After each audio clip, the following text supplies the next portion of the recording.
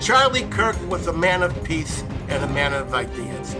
They killed him because they could not defeat his ideas with better ideas, so they shot him. Ladies and gentlemen, we must win with ideas, not with bullets. Speaking truth to power and spreading knowledge in context is now a life or death prospect. And now, The Edwin Black Show.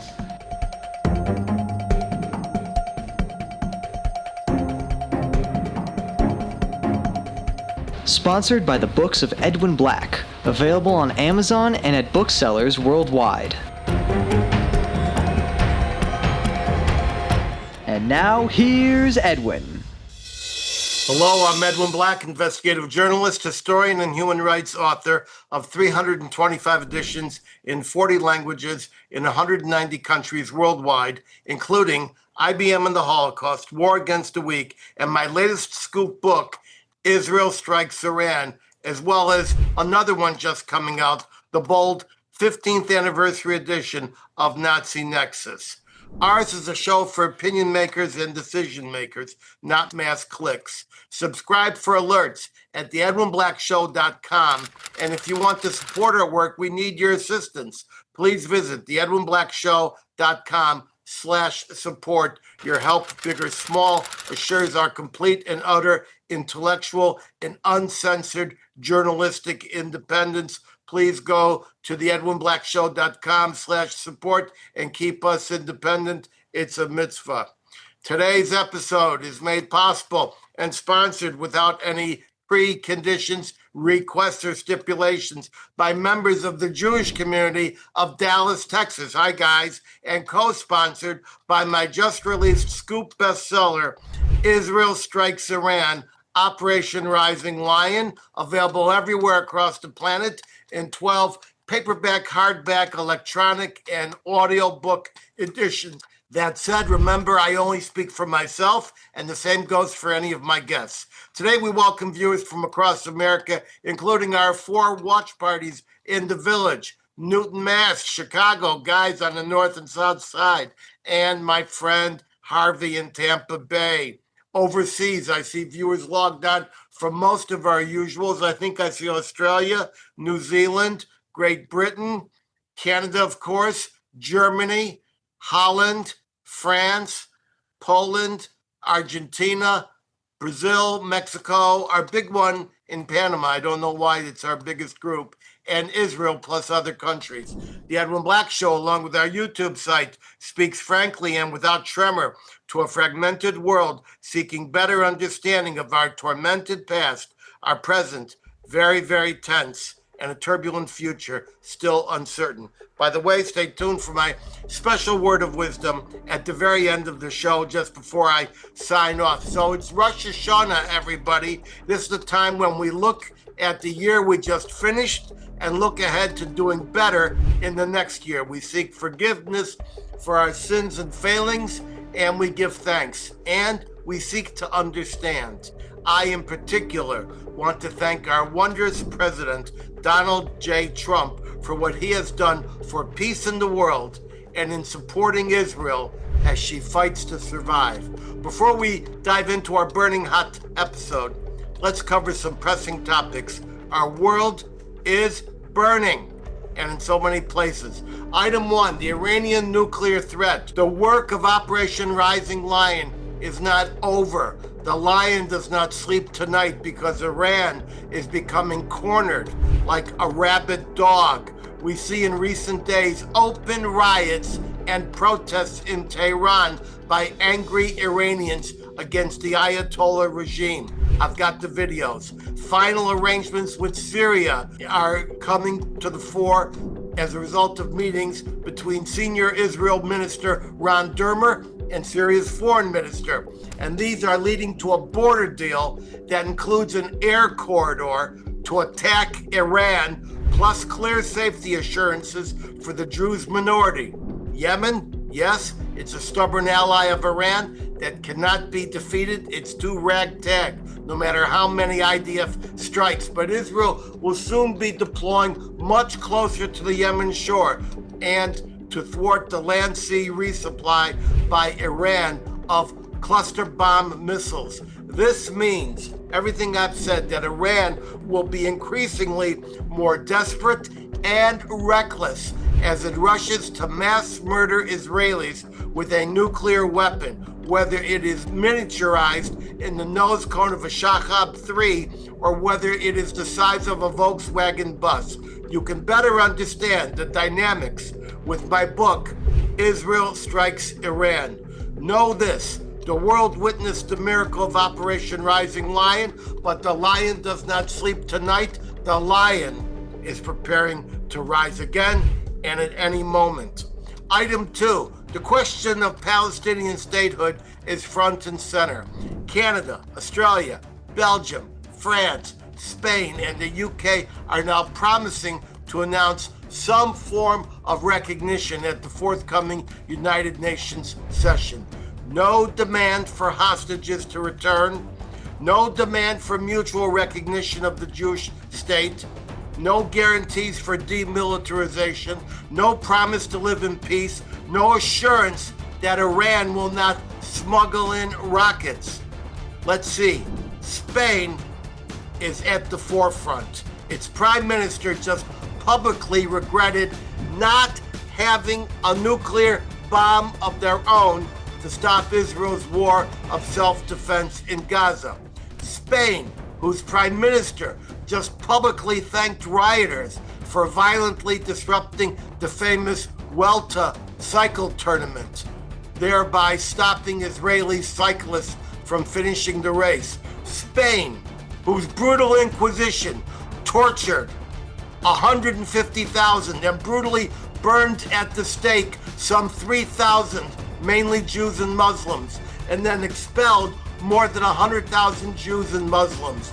Don't forget that about 250,000 Spanish conquistadors invaded the Americas and cruelly decimated the native Indians, destroying their culture. To make matters worse, Spain brought in hundreds of thousands of African slaves into Mexico. And in the last century, the late 1930s, fascist Spain under Franco became a full military ally of Nazi Germany and relied upon the Luftwaffe's Condor Division and Mussolini's Corpo Truppe Volontarie to bomb their own cities, including Madrid and Barcelona. Now Spain wants to dictate to Israel about building pretty houses on its own hills a few yards this way or that, and defending itself in Gaza and fighting to get its hostages back in a territory of, this is Gaza, of cradle to grave terrorism, a culture without any innocent civilians. Let me repeat it. No innocent civilians. 2 million Gazans, and not one person will tell the Israelis where the hostages are hidden. Even the ones who protest against Hamas agree with the philosophy of mass murder and terrorism. They worship the violence of October 7th. They just want a less corrupt leadership. Now the world contemplates Palestinian statehood, something which should never exist. It is the children and the grandchildren of Great Britain who empowered and literally invented the Grand Mufti of Jerusalem for oil. It is the children and the grandchildren of France who partnered with the Nazis and placed their Arab colonies at the service of the Third Reich's war against the Jews. Canada, that is now not only a post-national state, as Trudeau has declared, but a failed state where its citizens are fleeing to anywhere and its Jewish population is nervously preparing to be driven out by Arab violence. I'm not surprised. Many, some, but probably many of our too comfortable friends are surprised, but I am not, and my panelists are not, and my viewers are not. The waves of anti-Semitism that have flooded in and out of the Jewish communities for centuries, they're preparing to form a tsunami.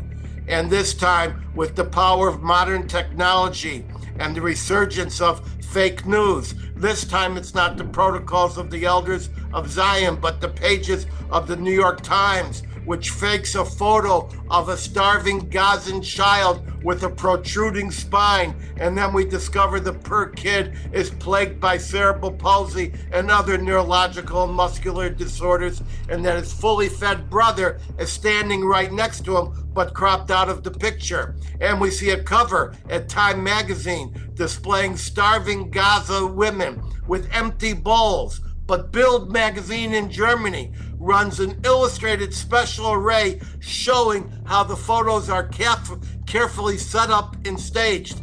I myself saw ordinary happy-go-lucky children on the West Bank at the Nabi Saleh riots, trained to suddenly show expressions of horror and pain on their face as soon as the cameras arrive. And let's not forget the International Association of Genocide Scholars declaring that Israel is guilty of genocide. Its esteemed membership in this group is open to anyone with $30. And as we saw, that included someone called the Cookie Monster and another who called himself Adolf Hitler. The UN is the illegitimate successor to the illegitimate League of Nations, which invented the nations of the Middle East after World War I, with borders drawn to accommodate oil pipelines for the likes of British Petroleum. Remember, in November 1975, the United Nations General Assembly adopted Resolution 3379, declaring, quote, Zionism is a form of racism and racial discrimination, close quote, and it wasn't revoked until December 1991. The Jews had better get ready for another Holocaust, and I'm talking to you, Mr. Comfortable. Think it will never come to that? Hitler came to power on January 30th, 1933, and they talked about the Holocaust and worked on the mechanism for 6 years before the war broke out, and it was 9 years before the killing camps came into being. A Palestinian state will burn at the core of this next Holocaust, just as it did during the last one with the Grand Mufti of Jerusalem. October 7 brought in the new conception. It is better to be alive than to be loved. Thank God there's a Donald Trump protecting the Jews worldwide, standing up for decency and values. Item next, Gaza.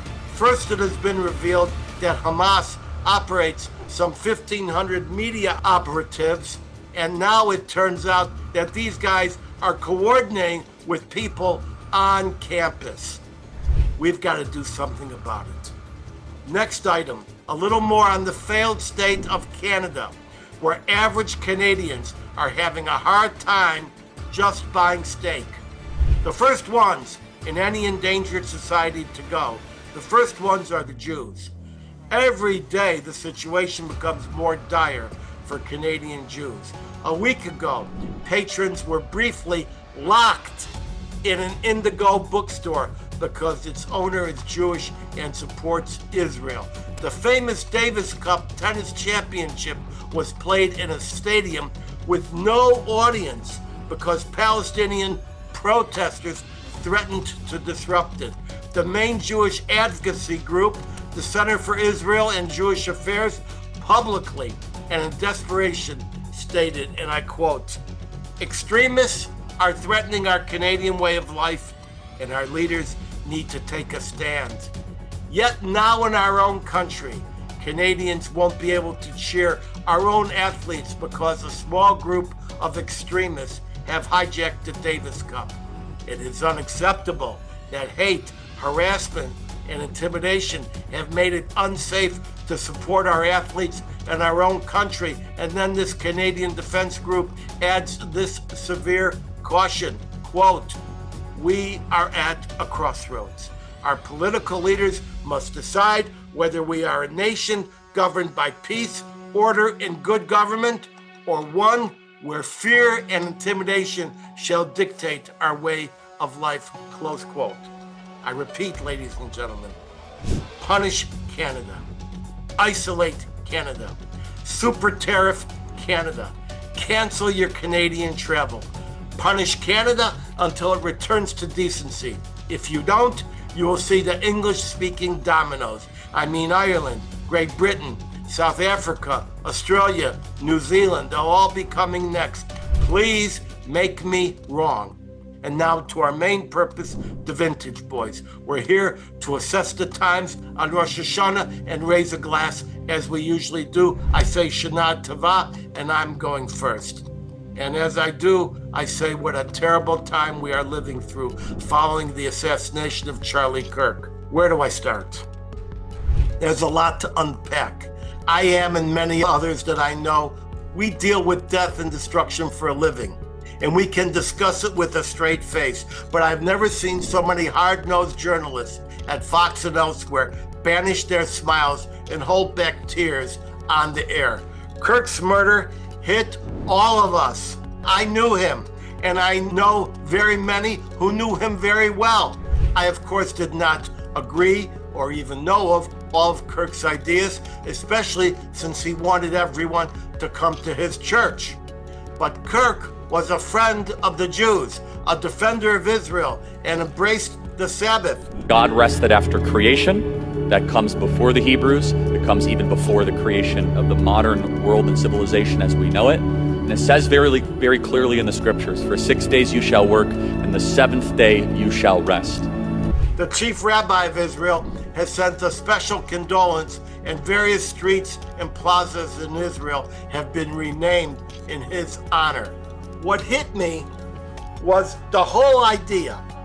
Charlie Kirk was a man of peace and a man of ideas. They killed him because they could not defeat his ideas with better ideas, so they shot him. Ladies and gentlemen, we must win with ideas, not with bullets. What am I doing and what have I been doing for almost 60 years? I devoted myself to ideas, to history, to facts, and to context, to defeating evil with knowledge. That's what all the people on this show do. But at some point we have to understand that speaking truth to power and spreading knowledge in context is now a life or death prospect. Why do I need to be surrounded by campus police in SWAT gear and armored vehicles at USF in Tampa at the Hillel to observe a Shabbat, to cut some bread and to lift a glass of wine and light a candle? Why do my London hosts announce my lectures without naming the location for fear of giving out too much information? Why did the Gross Center for Holocaust and Genocide Studies need to have uniformed officers every 8 feet at a Boca lecture hall on a golf course so I could discuss Holocaust with senior citizens? Why did a prominent Dallas University human rights program ask me not to discuss Israel when I last visited, and I quote, "Facts will not be useful at this time," close quote? Why did I need an armed police escort to go from place to place at a Quaker college?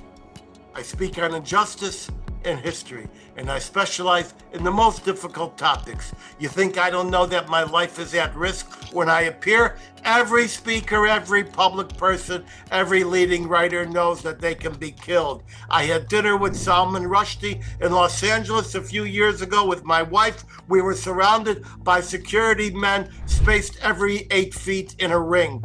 That was a few years before a terrorist in 2022 stabbed him in the eye in a murder attempt. If I go, ladies and gentlemen, it won't be in an old age home. It will be with my boots on and my mic hot. All of us in the public eye know that Kirk's killing was a subcutaneous and irretractable reminder that while we in the speaking world are planning our next sentence, the monsters are planning our death sentence. I say again, win with ideas, not with bullets. The left says try to kill the idea by killing the person with the idea. But ladies and gentlemen, you cannot kill an idea. There's more to unpack. Everyone has already observed that after Charlie Kirk's death, there were no riots, no burning cars, no looted stores, no threatened civilians, just prayer vigil, and an explosion of more than 50,000 requests for new chapters of Kirk's organization, Turning Point USA. But what did the left do? I've never seen such a mass depravity in my 6 years of witnessing bad stuff. A fat 18-year-old woman, a Texas Tech student, Kamreen Giselle Booker, was videoed jumping for joy and shouting at students gathered for a prayer vigil. And she was saying, "Fuck y'all, homie dead. He got shot in the head." Up and down she jumped, screaming, until she was finally arrested for assault against the people nearby and expelled from the university. Other students mocked his murder in public displays and viciously vandalized makeshift memorials. The liberal social media platform Blue Sky was brimming with people celebrating the murder with effusive language. The internet exploded with people wishing the bullet a happy day and preparing a GoFundMe page for the killer and or his rifle. Eventually, Blue Sky had to send out a warning to its 38 million users that celebrating a murder violated its terms. Really? But it was not only leftists on campus in Blue Sky, numerous teachers, nurses, doctors, and even a Secret Service agent have been fired in recent days for celebrating an assassination. Teachers, nurses, and doctors, a Secret Service agent, these people should be devoted to life, not celebrating murder. Right-wing, overly conservative lunatic Candace Owens, who sits in the front row of conservative isolationist wackos such as Steve Bannon and Tucker Carlson, she began to spread insane rumors that Bibi Netanyahu and a Jewish financier had arranged for the hit. But let me be clear, while wackos exist on the right, they merely ventilate at the fringe. Loud, yes, because they found megaphones, but they exist at the fringe of the conservative world. The overwhelming majority of conservatives want to engage intellectually. They believe in peace, dialogue, and this is why Utah did not explode into the riots as we have so commonly seen when the left gets a reason why. Ladies and gentlemen, make no mistake, the enemy of this country, of our culture, of our equality, of the Jewish people, of Israel. The enemy is the extreme and radical left. The radical extreme left, which in too large a measure embraces murder and violence as an acceptable alternative to dialogue. It's not a simple group to counteract and banish, and it won't be easy to dismantle. It has been decades in the making. As I've shown on prior episodes, what we see today really started during the campus riots of the 1960s, especially at Berkeley. Half a century later, these revolutionaries have infiltrated the realms of education, organizations of all stripes, the electorate, the government, and the media. Today, the legacy media is no longer just failing and spreading half-truths. They are spreading outright falsehoods and sweet justifications of the killer's actions. The accused, Tyler Robinson, was a confused and radicalized 22-year-old homosexual in a romantic relationship with another man trying to transgender into a woman. Montel Williams on CNN described the accused killer as driven by love, not politics. ABC's top correspondent, Matt Gutman, described the accused killer's confession as, quote, a very intimate portrait into this relationship between the suspect's roommate and the suspect himself, with him repeatedly calling his roommate, who was transitioning, calling him my love. And I want to protect you, my love. Calls for Gutman's firing are fast and furious. The top MSNBC analyst, Matthew Dowd, first suggested the shot might have been celebratory fire from MAGA, and later that Kirk had it coming for his views on the Second Amendment. Dowd has now been fired. The CNN anchor, tried to claim the motive of the accused killer was unknown long after Robinson's parents, the sheriff and the prosecutor, made public that Robinson had become radicalized to the left and wanted Kirk dead for Kirk's conservative positions. These media outlets have now become toxic proliferators of falsehoods and justifications for outright murder.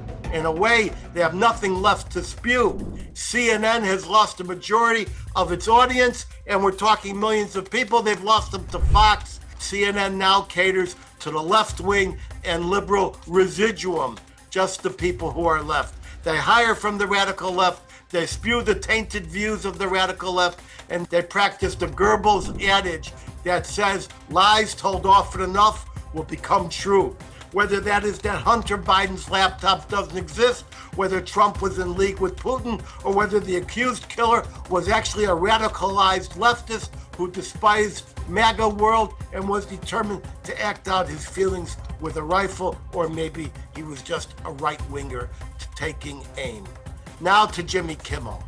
Suspended by ABC indefinitely. Despite Robinson's parents, the sheriff and the prosecutor making public that Robinson had become radicalized as a leftist against the right, Kimmel chose to falsely and impudently declare, quote, "We hit some new lows over the weekend with the MAGA gang desperately trying to characterize this kid who murdered Charlie Kirk as anything other but one of them and doing everything they can to score political points from it." He added that Trump mourning Kirk resembled how, quote, "a 4-year-old mourns a goldfish." Nice talk. ABC operates dozens of independently owned local affiliates. Nexstar owns more than 200 affiliates, and 32 of them are ABC, and mostly they are all located in the center of the country. Nexstar told ABC it refused to continue airing Kimmel, which is their choice. Sinclair Broadcasting owns 30 ABC affiliates. Sinclair informed ABC it not only refuses to further carry Kimmel, it demands a full apology and a financial contribution to the family. Van Jones went on CNN and falsely asserted Kimmel was a news operation rather than a bad comedy show. Kimmel has a right to his falsehoods on a private podcast or in a barroom conversation, but we are not obligated to make his show a multi-million-dollar project. Not all that is typed or videoed is protected journalism. The Dearborn Independent, the Protocols of the Elders of Zion, Stalin's Pravda, the Nazis' many media channels, including Die Stürmer and Völkischer Beobachter, the American Nazi Stormfront, the ISIS media organizations, and many more are not protected. It goes back to the 10 Commandments, which declared, "Thou shalt not give false witness." The international definition of genocide includes public calls to commit genocide, which is why publishers stood in the dock at the Nuremberg war crime trials. But our radical left is more than just homegrown extremists.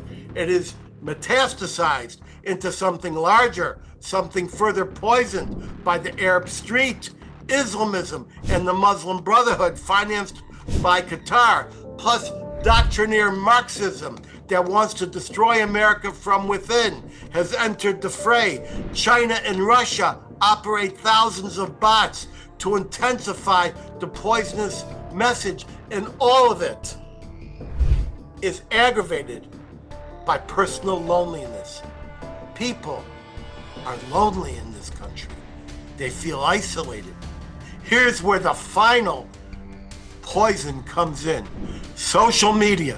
It captivates, reinforces bad ideas, radicalizes, and drives the weaker egos among us to commit terrible acts. People have their eyes in their phones instead of at other people's eyes. And I've left out so much in everything I've said, but I want to make sure that people know this other bit, that the investigation of Charlie Kirk's killing is not over. It seems there is a violent movement among trans people in Utah. Federal investigators are looking at a group called Armed Queers Salt Lake City. Their recent poster that I just saw had the headline, Queer Resistance, with a Marxist hammer and sickle for the Q. The picture, the main picture, was a person with an AK-47 clad with gun belts. Armed Queers of Salt Lake City espouses 6 principles. 1, the armed and militant protection of queer and trans communities and all oppressed people. 2, the end of capitalist oppression and exploitation and the creation of a socialist society. 3, trans liberation from the gender binary and biological essentialism. 4, the end of commodification of housing by landlords and the recognition of housing as a human right. 5, the abolition of all prisons and police. 6, dismantling the bourgeois nonprofit industrial complex and replacing it with an organized revolutionary movement. This group was sponsored by a Utah 501c3 called Utah Diplomacy, which was recognized by the Biden State Department and by the current State Department until this week.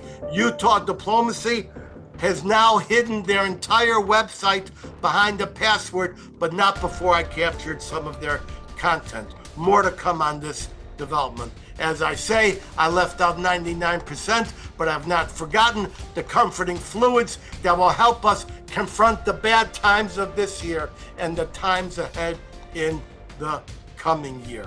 And so let me see what 3 fluids I have. First of all, I've got Highland Park 18. This is Viking Pride. It's a wonderful fluid. I picked this up in Dallas, Texas once when I was stuck in town during the Glenn Beck show. They had a nice storm. I'm going to just take a tipple. Deeply warming. Lots of flavors, but I don't want to say anything that's going to prejudice you against what Josh London's going to say. But this goes to the very heart of a person, and I recommend it to all. All right.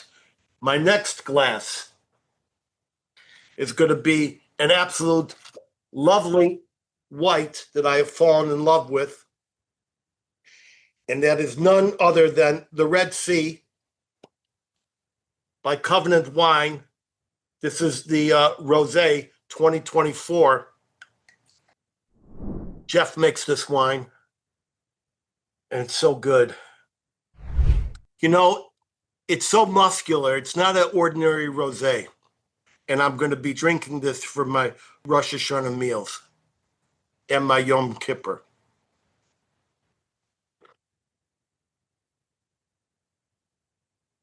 It definitely goes at the palate.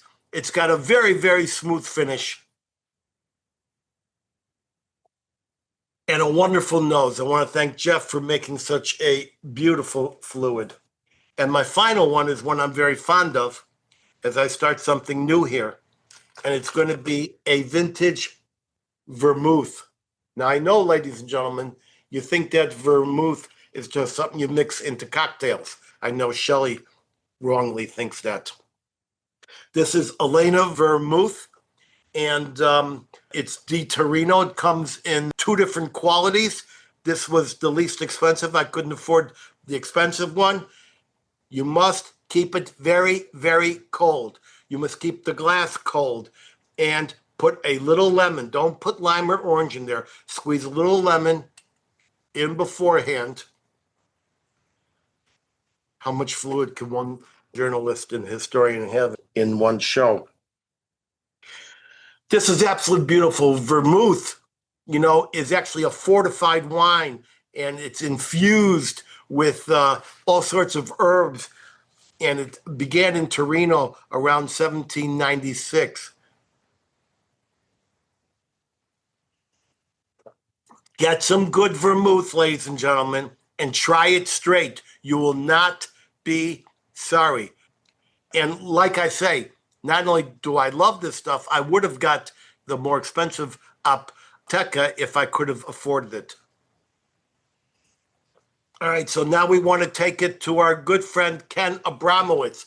Ken, I don't know if you have Manischewitz there or Mogen David, but we're not going to judge you. Take it away. Tell us what you got. Okay, great. Thanks very much, Edward. I saved money over the past year to be able to afford this bottle, Antica Vermouth.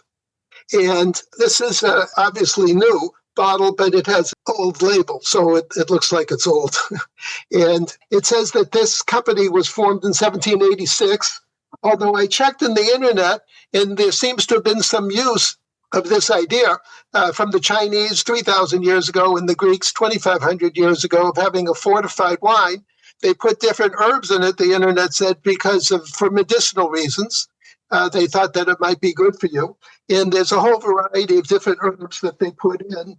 And just to name a few, clove, cinnamon, quinine, citrus peel, chamomile, coriander, ginger, among others. So this is what I got, and I'm very happy that I got it. I'll taste it in front of everyone. I was going to put some lemon in, but my wife went out for the afternoon, so I don't know how to put the lemon in by myself. I'd have to get it out of the fridge and whatnot. So I apologize. I should have told her to put it in before she left. But anyways, here it is without the lemon. My wife isn't here, and I somehow figured out how to put a slice of lemon in the glass. I should have called you earlier. I'm really sorry. All right. And as you mentioned, this is usually mixed with drinks. People don't usually drink it all by itself. But anyways, it's very tasty and has a whole variety of herbs in it. So here it is. So l'chaim and Shana Tova to everybody. Shana Tova. We hope for a better year. All right, what's on your agenda to share with us? Well, I was going to say something about education. Of how do we have someone so brilliant like a Charlie Kirk who never went to college, amazingly, but when you hear interviews of him, it sounds like he taught himself very well independently of college. And obviously he knows a lot about the Bible, Old and New Testament. So he's a real tribute to education, but not the educational system, to the determination of one person to educate himself so much. And in contrast to the killer, who was miseducated through the years and became a monster. And so I just wanted to spend a couple minutes on how do you get monsters, so to speak, through the educational system. To me, if I had to pick, there's many days to pick as the downfall of the American system. You could pick 1917 when the communists illegally took over Russia and then determined to take over the world and set up the KGB to basically take over Russia and then take over the world through cultural terror, what I call cultural terror, and trying to take over the educational system. But more recently, I would pick 1962 as a self-induced error that we made when the Supreme Court said that you can't have school prayer. Now, I remember, I was 12 at the time, but I remember the teacher said, well, you have 2 minutes to say anything you want to yourself. She didn't tell us what to think. She just said 2 minutes to reflect. And that was illegal. That had to be removed. So when they took the school prayer out of the school, I have to mention a famous expression that I learned during the Zoom COVID period during the Republican convention when an impassioned black pastor from North Carolina said, my mama told me that when you take God out of the society, the devil marches in. And at the time I said, I have to meet that mama. She was exactly right. Well, what's the definition of devil? Well, I color-coded in my book, The Multi-Front War, the reds, the greens, and the blues. The reds are the communists, the greens are the Islamists, and the blues are the globalists. They're the modern-day devil. And the red was controlled, run by the KGB, the green by the Muslim Brotherhood, and the blues, let's say, by the World Economic Forum, and the social media companies, as you mentioned, Edmund. And these criminal organizations have learned how to invert reality. So they created the illusion in this killer's mind that Charlie Kirk was evil. Well, Charlie Kirk was like as good gets. But they inverted reality till he thought that he was killing a monster who was a danger to the world.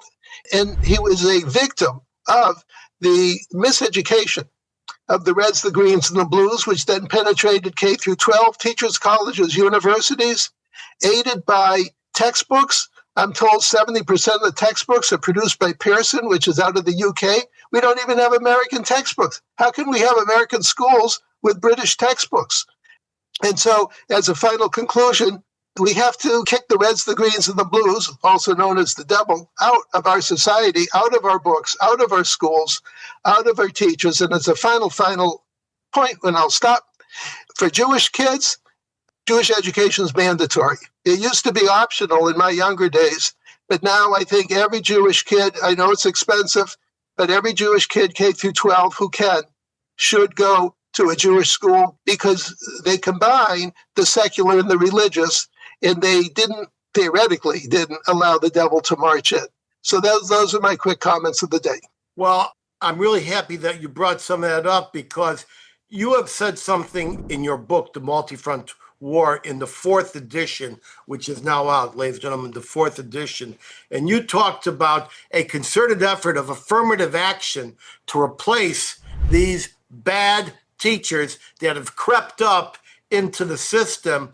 And they have even got to the point where the NEA, the National Education Association, and the teachers' unions have now broken relations with the Anti-Defamation League of all people as part of their anti-Semitic surge. So I want to thank you for really looking around the corner and over the horizon on what we need to fix that. But if we listen to you, we know that it's a generation of fixing before it actually gets fixed, correct? Yes. You remind me of something Nancy Pelosi said about 5 years ago. The only thing I ever agreed with her, she said, I think half the people in this country need to go to re-education camps. And when I heard that, I said, wow, I agree with Nancy Pelosi. We just disagree on which half. Now, we don't send people to re-education camps, or some people could argue that our current school, K through 12, and universities are re-education camps run by the devil, the Reds, the Greens, and the Blues. And we have to reverse that. So we have to convert our schools back to positive education institutions rather than destructive to Western civilization institutions. And it can be done, but someone's got to make the decision to do it and then filter it down through the system. All right, well, I'm glad you brought that out, and I know that's in your book, along with many other important over-the-horizon observations, the multi-front war. And I'm glad that you did something intelligent. You saved your money, and you were able to buy that good bottle that I couldn't afford of the vintage liqueur, correct? Yes. Unfortunately, I didn't save enough money to buy 11 to put in. So I'm going to work harder after the show. All right. So work on your lemon and wait till your wife looks at the edited version of this and finds out that you're blaming her because you don't know how to slice a lemon. My wife is not here. She's in Florida, and I figured out how to slice a lemon. All right? Now we're going to go to Shel. Shel is the president of the finest Zionist organization chapter in the United States. He's a connoisseur, and he's in Detroit, of all places. Shel, tell us what's on your mind and what the heck are you drinking? Hello, everybody. Thank you. Thank you, Edwin, for having me on. What a powerful introduction you had. What powerful remarks. Yashar Koach, as we say. You should go from strength to strength in the next year. Hello to my fellow panelists, Ken, Josh, Jeff, and Zalmi. Let me make my remarks. And what Ken said about inverting reality is very precise because we have an upside down world. What's good is bad. What's evil is good. It's really an upside down world. We have a toxic blend of anti-Semitism and anti-Zionism, and it's dominated the pro-Palestinian demonstrations. They're not really pro-Palestinian. They're pro-Hamas, pro-Iran, anti-Jewish, and more anti-West.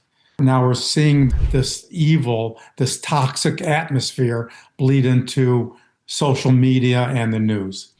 Qatar's news platform, Al Jazeera, has been promoting and spreading Hamas narratives, plus anti-Semitic views, and exclusive October 7th propaganda material that includes Hamas-sourced falsehoods. As Memory, the well-known organization MEMRI, reports, which Memory's Middle East, they analyze the news coming from the Middle East in multiple languages. The editorial policy of Qatar's Al Jazeera network is dictated by the Qatari regime in accordance with its interest. And that network serves as a mouthpiece for Qatar's ally and protege, Hamas. So it's anti-West, anti-Jewish news media. Unfortunately, Al Jazeera exists in the West and in our country. Horrendous. Since 9/11, terrorist organizations have grown and succeeded so spectacularly because of their online and social media savvy. Although government and other pressures had in the past some success in keeping the material off the platforms, all that's been thrown into reverse because of, quote, free speech. It's almost like academic freedom and free speech are now the 11th and 12th commandments for the last 50 years. This industry reversal can be traced to 2022 when Elon Musk, when he acquired Twitter, dismissed 80% of its employees, and including many content moderators, and announced that, quote, the bird is freed, the Twitter bird. So many accounts previously removed, including those of the terrorist groups, returned with a vengeance. And a new generation has evolved. So X transparency and moderation is gone. Musk declared X the bedrock of democracy is the freedom of speech. Unfortunately, the speech we're seeing on X is dangerous and violent-inducing. Meta, the mother company of Facebook, Instagram, and WhatsApp, in January 2025, ended its third-party fact-checking. Following X and Meta in June 2025, YouTube eased its content moderation, and the YouTube online hatred exploded since June 2025. So terrorist entities and their online supporters fully understand the importance of social media and recruitment. In the July 2025 issue of Inspire magazine, Al-Qaeda of the Arabian Peninsula discussed the significant role of young Westerners and provided a 13-point guide for lone wolf attacks using social media to spread the message. Most of this anti-Israel and anti-Jewish online propaganda emanates also from the Palestinian Authority, Iran, and of course the Qatar influence. The Tides Foundation and George Soros's interconnected empire and entities are heavily involved in funding the sources. It's also been estimated that a fully 25% of online messages are sourced from internet bots. 25% are just repeating the hateful messages. Two of the organizers supporting the Columbia University protests are none other than Jewish Voice for Peace and If Not Now. Both are supported by the Tides Foundation, which is seeded by Democratic mega-donor George Soros, and was previously supported by Bill and Melinda Gates Foundation. The Gates Foundation recently reported they do not support the Tides Foundation any longer. The Open Society Foundation is a Soros-funded and directed entity. Open Society has funded a broad spectrum of U.S. groups advocates for the rights of Palestinians. Another notable Democratic donor in the mix in this philanthropy is none other than David Rockefeller Jr., who sits on the board of the Rockefeller Brothers Fund. And these pro-Palestinian protests are backed by a foundation funded by Susan and Nick Pritzker of the Pritzker family. The governor of Illinois is a Pritzker. These Pritzkers are heirs to the Hyatt Hotel empire and are major, major Democratic donors. This is the toxic environment we have.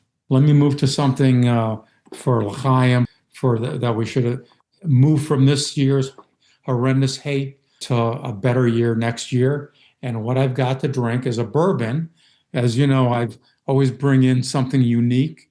This time I decided to focus on a bourbon, but I focused on a bourbon from Michigan, distilled in Holland, Michigan, on the west coast of Michigan. It's called Dragon's Milk Origin. There's no milk in it, there's no dairy, and it's kosher, not made from dragons, and it's a bottled in bond. Holland, by the way, is a picturesque town on the west coast of Michigan, right on Lake Michigan. And Dragon's Milk is made by the New Holland Brewery. New Holland Brewery is an independent craft brewing company that's gone nationwide, but they're still independently owned by their founders. Their flagship Dragon's Milk bourbon is known as a barrel-aged stout. In other words, it's a stout beer that's aged in bourbon barrels, tremendously popular. And it's very well known in the craft beer segment. Since 2010, Dragon's Milk beer is available nationwide. About 5 years ago, they brought out their bourbon. They bought a beautiful still, a Vendome still that they installed. In fact, they were the first distillery in Michigan since Prohibition. They're very unique. So Dragon's Milk Origin, it's now becoming more available outside of Michigan. But up until just recently, you could only get it in Michigan. It's a straight bourbon, 100 proof. This one's aged 5 years. The mash bill is made up of 70% corn, 25% malted barley, 5% rye. Normally, bourbon, the second grain of bourbon after the corn is usually rye, which gives it a little bit of spicy back taste. Some bourbons use wheat instead of rye. Dragon's Milk instead uses malted barley, so it gives it a very unique flavor. The aroma is heavy with toasted oak, and really both the aroma and the taste are really nice vanilla and burnt caramel undertones. You've got a sweetness on the palate, but you got baking spices and that vanilla and caramel. L'chaim, we should all have a good, safe, and healthy year. L'chaim. My final comment, it's bottled in a unique dragon bottle. I don't know if you can see that. It's almost like a decanter. It's got scales of a dragon on the bottle. It's really, really unique. I'll almost make a nice decanter. So this bourbon, the effect going down, it's not dragon fury. However, you'll no doubt drink it and be fortified with dragon strength. Well, that's a wonderful message. I appreciate very much. And I want to make sure that when I come to visit you, you've got some of this stuff left, because we're going to have a rye and bourbon fest, you and I. So definitely don't drink it all, okay? Okay. Yes, sir. You know, you brought out something interesting. I just want to do a little bit of banter with you. You brought out the part about the 501c3s. Now, that is not something that I really had time to deal with, although I did mention this one 501c3, which is working with the so-called armed queers who believe that the answer to their complaint is an AK-47, according to everything they display. And the Rockefeller Brothers Fund is the 501c3 that you are making reference to, which supports all these anti-Jewish and anti-Semitic, anti-Israel organizations. That is distinct and different from the Ford Foundation, and it's distinct and different from the Rockefeller Foundation and many other types of Rockefeller charities. I just wanted to make that clear. But I think the day of reckoning is coming. There's right now a RICO investigation of the Open Society Foundations run by George Soros, and we will see whether or not they can still be called a charitable organization when they are so obviously political. Thank you very much, Shel. I appreciated everything you say. And now we want to talk to a guy who has survived California.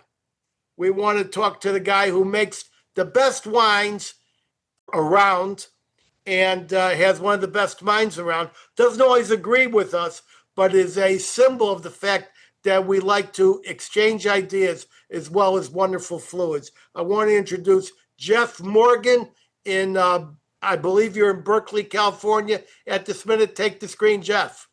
It's not so bright in Berkeley, but I'm in my office at the winery. Welcome to Vintage 2025. We brought in about 100 tons of grapes.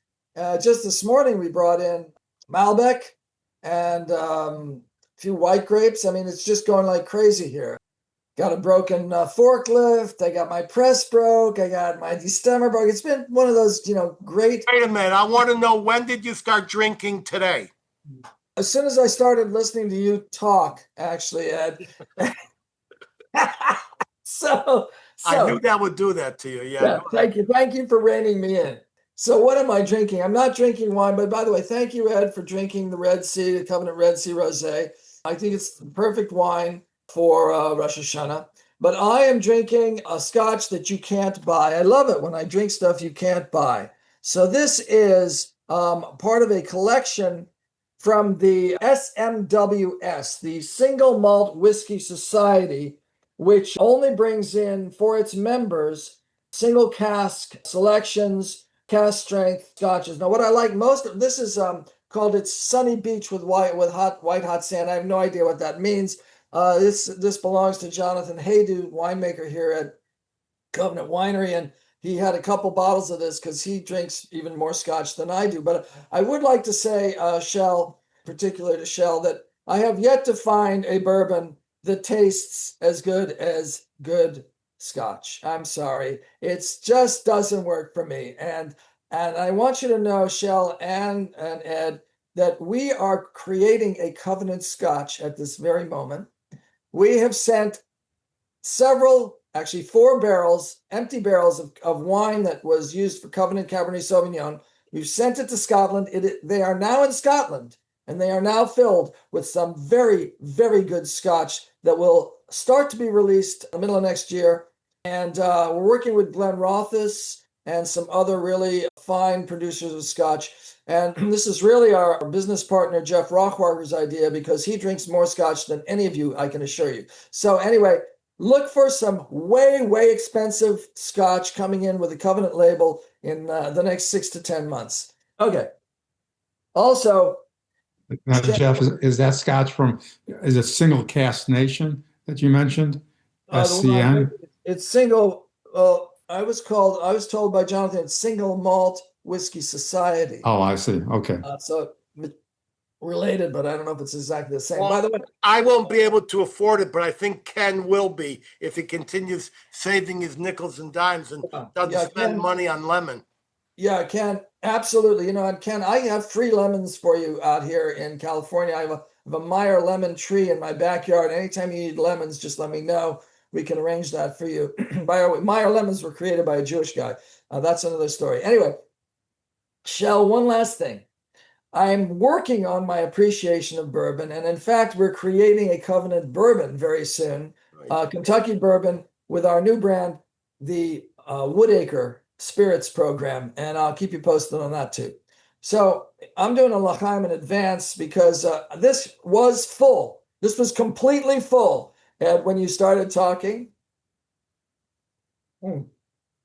Single malt. I am so drunk right now. It's amazing I can even talk to you. But anyway, l'chaim to everyone. As Ed mentioned, I'm surviving California. And by the way, thanks in part to all of you guys. You've helped me understand that the left is not as good as I thought it was. And the left has pushed me to the right. And as Ed has said, I have now withdrawn from the Democratic Party. I'm an independent because I don't trust anybody anymore. But I'm definitely not a Democrat. So I want to talk about the sickness that I'm witnessing in showbiz, since we're in California, right? Not too far from Hollywood. And I think the problem is actors. They have too much visibility and not enough brains. It's very clear to me.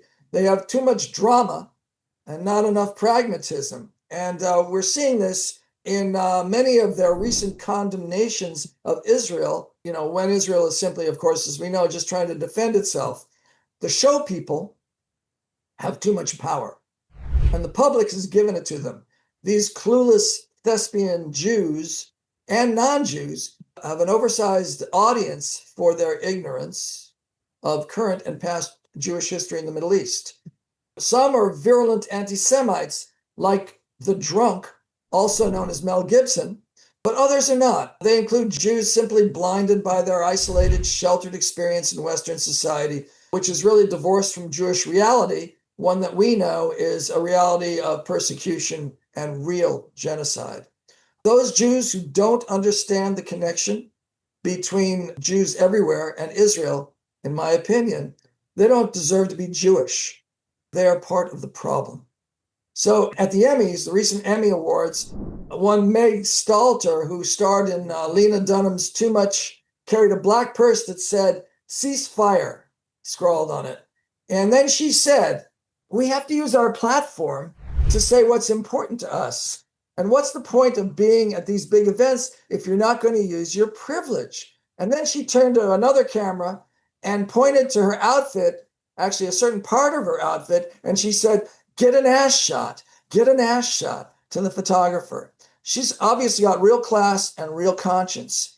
Then let's talk about Hannah Einbinder, who, by the way, has dated some very famous and Jewish comedians. And she got her first Emmy for a TV show called Hacks, which I wouldn't recommend that anybody look at anyway. Here's what little Hannah said. "I feel like it's my obligation as a Jewish person to distinguish Jews from the state of Israel because our religion and our culture is such an important and long-standing institution. It's really separate from this sort of ethno-nationalist state." Ethno-nationalist state. That's how this Jew calls Israel. I wonder if she knows anything. I doubt it. Then we've got a non-Jew, Spanish actor Javier Bardem, who I love his movies, right? He marched down the red carpet wearing a keffiyeh with his fist raised, and he said, "I cannot work with someone that justifies or supports the genocide." We mentioned this earlier, Ed, that I wonder if Javier ever heard of the Spanish Inquisition, because I'm sure that during that real genocide, his ancestors were murdering mine. So all this comes after about 3,000 Hollywood insiders, including Einbinder, Bardem, Emma Stone, Bowen Yang, all these people we know, and we like their shows and their films. They signed on to a boycott of Israeli filmmakers and institutions that are allegedly implicated in genocide and apartheid against the Palestinian people. I'm telling you, a non-Jew named Peter Sarsgaard recently stated he starred in a documentary called September 5th about the 1972 terror attacks on Israeli Olympians. And his daughter, along with Jewish actress Maggie Gyllenhaal, was arrested at Columbia University during a pro-Palestinian protest earlier this year. In my opinion, these idiots, by virtue of their public persona, are a danger to the Jewish people. Now, what about Italy, right? We all want to go to Italy. We want to go to Venice. We want to go, we want to go sailing on the canals, right? Well, the Italian film professionals have joined a broader international movement to protest Israel's actions in Gaza, calling for a boycott of institutions that don't acknowledge the humanitarian crisis and carnage there. I use the word carnage, that's their word. I wonder if there's a boycott against, or an equivalent boycott against Hamas, because if there isn't, I haven't heard about it.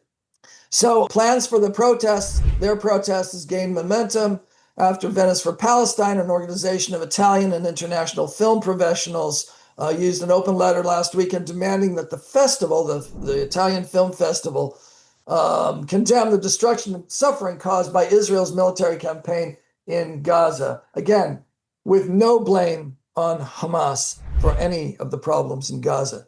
I mean, what about the real massacre? They're talking about a massacre. What about the real massacre on October 7th? Silence. We hear nothing from these people. I just want to say that what's missing from all of these anti-Israel protests the anti-Zionist declarations, and the general reporting that we're reading in papers like the New York Times is a condemnation of Hamas, obviously, and its mandate that calls for the destruction of Israel and the death and enslavement of Jews everywhere. And if you don't know about this, just read their mandate, because that's what it says. Let's get back to the actors.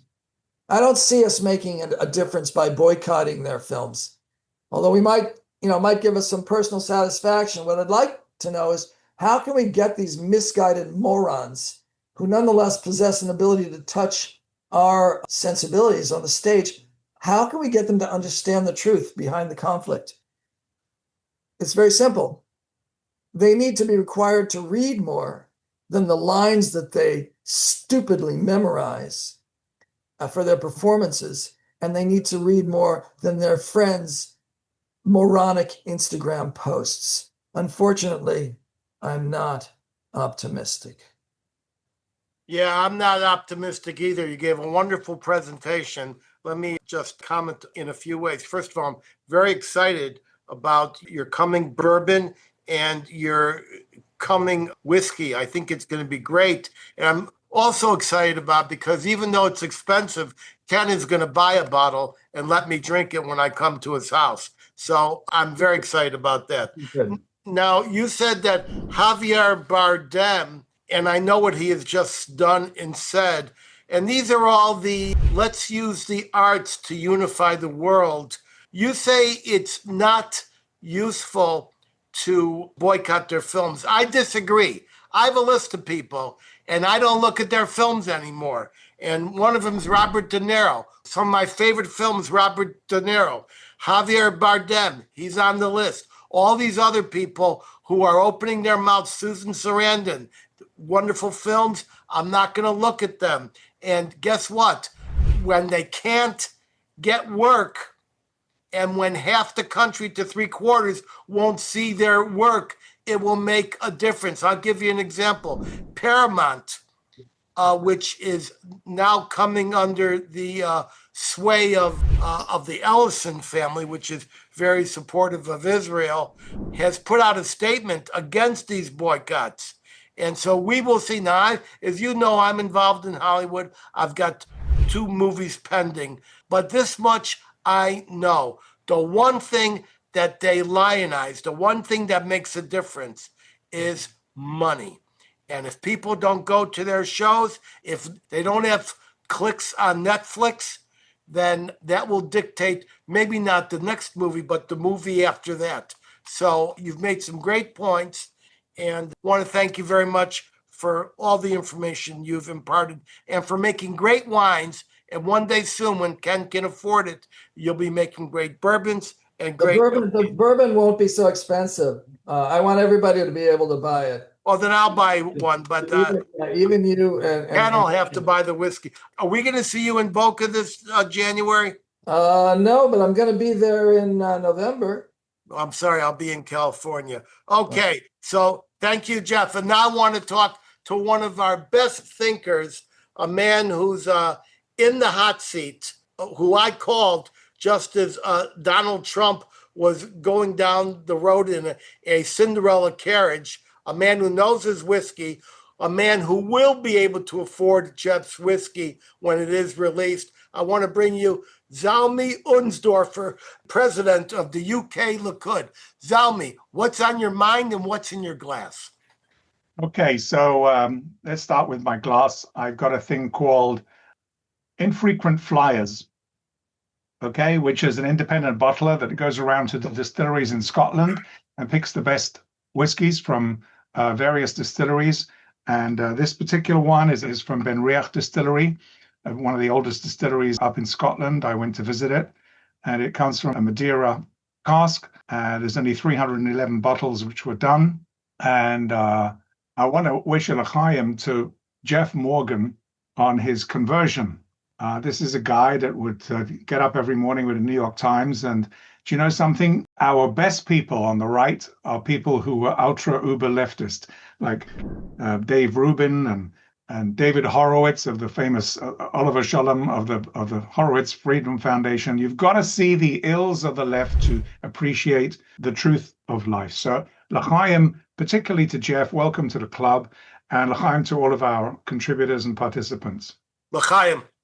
So what I wanted to quickly say, I know we're short of time, and I want to give Josh, my friend Josh London, some time to speak. So just very quickly, Edwin, I see that you were teary-eyed in your very erudite introduction. And I understand where you're coming from. Basically, you are an American who lives in the Golden Medina, and you are seeing that Golden Medina suddenly falling to pieces. Now, when I married my wife about 43 years ago, she came from Far Rockaway. I was a Brit. And she would talk about the kind of like frostiness to Jews in Britain. And I said, Aviva, you know, the only difference between Britain and America is that air freshener has not run out in America as quickly as it has in Britain. Well, it's running out in America. We are watching what's going on with Mamdani. We are seeing Qatar buying literally every politician, every university. They've even bought Trump a plane. They gave him a $1 trillion deal. All of this is not pleasant. I mean, nobody loves Trump more than I do, but I don't think he should have accepted the plane. Europe's gone. The fact of the matter is our birth rate is well below the replacement rate. Everybody knows this.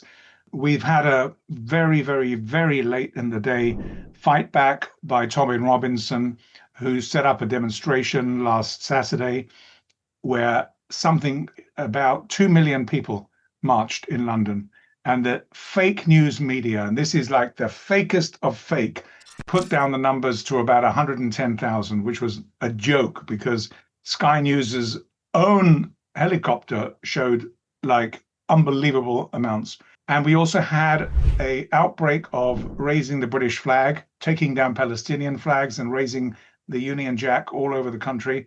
But I do believe that it is too late. Maybe we're heading for some civil war here, I don't know. But the bottom line is our enemy, as we always thought the head of the octopus was Iran. The head of the octopus is not Iran. The head of the octopus is the Muslim Brotherhood. Its bankers are in Qatar. They bought everything. They are producing all the babies.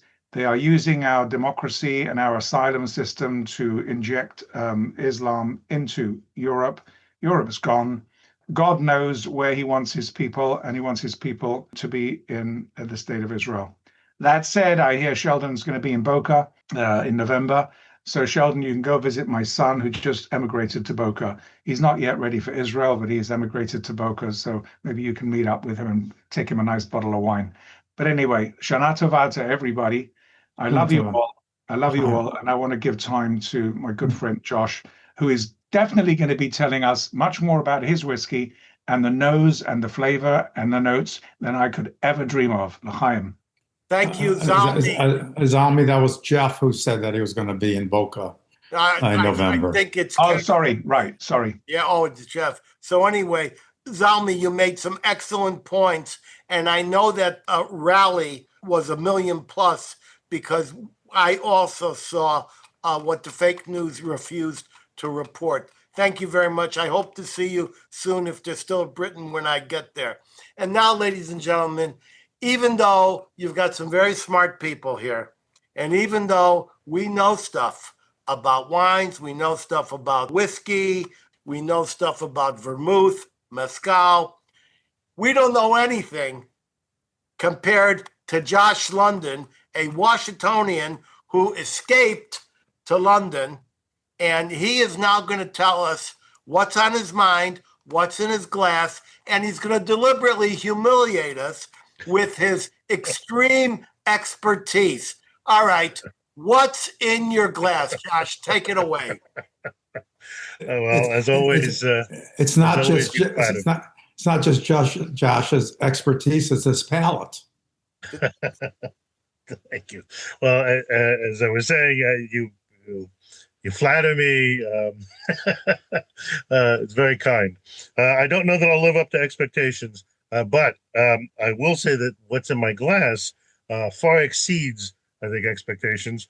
I think Shel earlier had mentioned, by the by, Single Cask Nation, which is one of the independent bottlers. This is an excellent. Single Cask Nation was founded by friends of mine.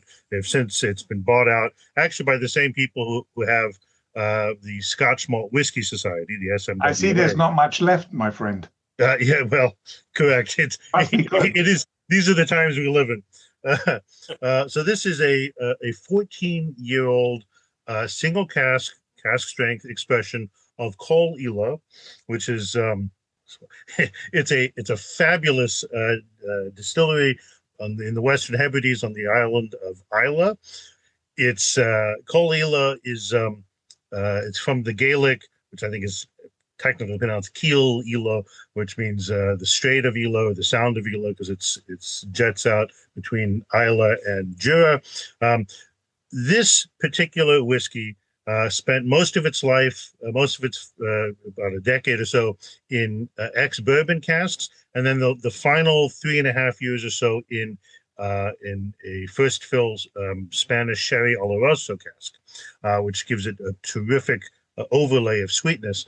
And the net result is that this is amazing. This is striking and in some ways beguiling, marrying smoke with sweetness.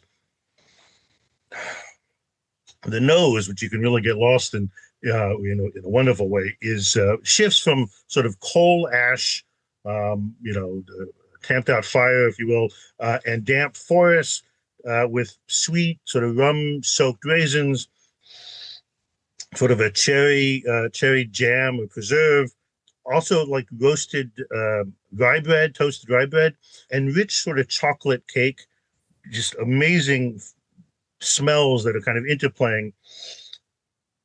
On the palate, it gets even better. I think mine smells a little bit like Rafa and Cunatra. Mm. I think that mine is starting to smell like lox and bagels, but go ahead.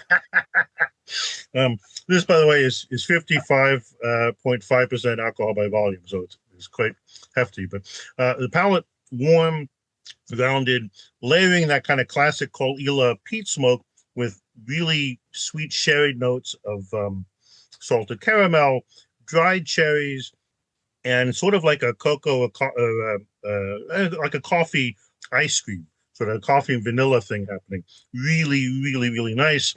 The finish, long, lingers. Again, you get that coal smoke, more of a dark chocolate, and kind of a roasted coffee bean thing happening. And basically, this is earthy yet elegant, robust, but somehow also softly inviting. It's beautiful.